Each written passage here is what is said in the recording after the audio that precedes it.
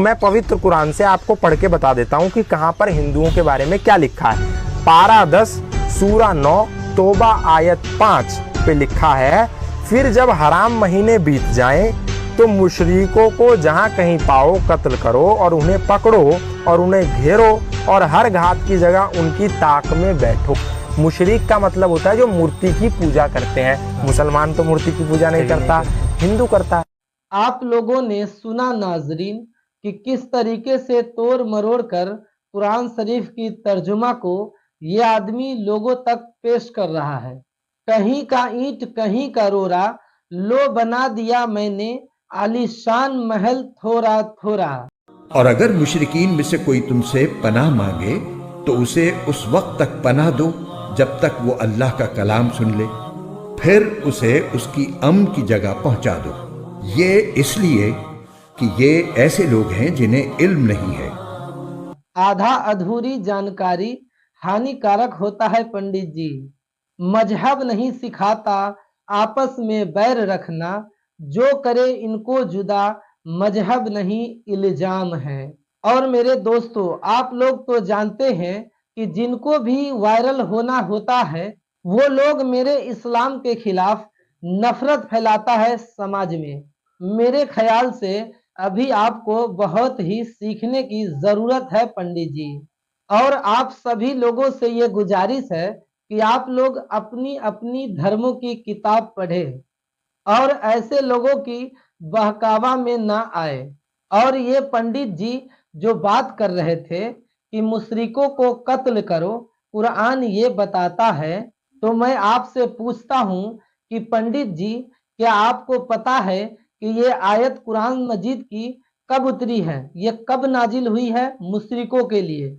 अगर नहीं आपको मालूम है तो सुने आप। पहले लोग, याद रहे कि ये बात नबी की जमाने की हो रही है, पहले लोग बेटियों को जिंदा दफन करता था, लोग अपनी माँ से बदकारियां करता था।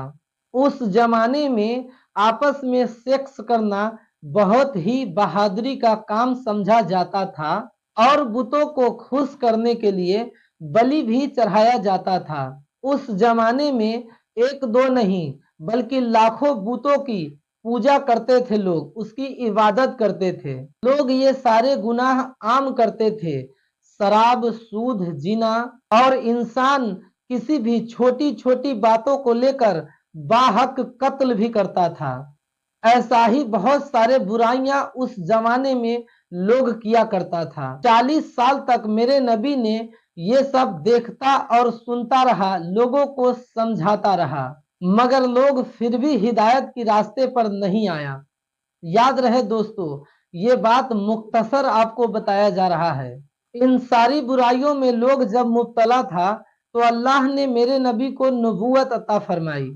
अल्लाह फरमाता है, ऐ नबी, लोगों को कह दो कि वो अल्लाह एक है, उसके सिवा कोई इबादत के लायक नहीं, और मैं नबी अल्लाह का रसूल हूँ। अल्लाह के नबी ये पैगाम सुनकर लोगों तक पहुंचाते हैं कि ऐ लोगों, एक अल्लाह की इबादत करो, उसके सिवा कोई इबादत के लायक नहीं, और मैं मोहम्मद सल्लल्लाहु ताला अलैहि वसल्लम अल्लाह के रसूल हूँ। जब लोगों ने सुना कि ये नई बात कहाँ से आया है तो लोग हैरानो परेशान हो गए, और उन्हीं में से जो लोग अपने आप को डॉन कहता था, लोगों पर हुकूमत करता था, जब उन लोगों ने देखा कि लोग अल्लाह के नबी की बातों को सुनकर बुतों को पूजना छोड़कर नबी की बताई बातों पर अमल करने लगा, तो वही लोग मेरे नबी की दुश्मन हो गए।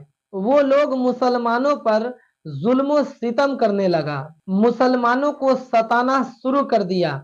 मेरे दोस्तों और बुजुर्गों, झगड़ा का असली वजह यहीं से शुरू हुई है। अब आप लोग सोचे जरा कि अगर आपको कोई भी किसी बेवजह से मारने आए तो आप लोग क्या करेंगे? उसे पलटकर जवाब देंगे या नहीं? इसमें पूछने की क्या बात है? हम लोग पलटकर जरूर जवाब देंगे, क्योंकि अपना जान बचाना पहले जरूरी है। अब सुने दोस्तों, मगर मेरे नबी पलटकर जवाब नहीं देते थे। जो लोग मेरे नबी को गालियां देता था मेरे नबी ने उसको भी दुआएं दी है। आप लोग कुरान शरीफ की छोटी छोटी आयत को लेकर समाज में नफरत फैला रहे हैं। शर्म आनी चाहिए आप लोगों को।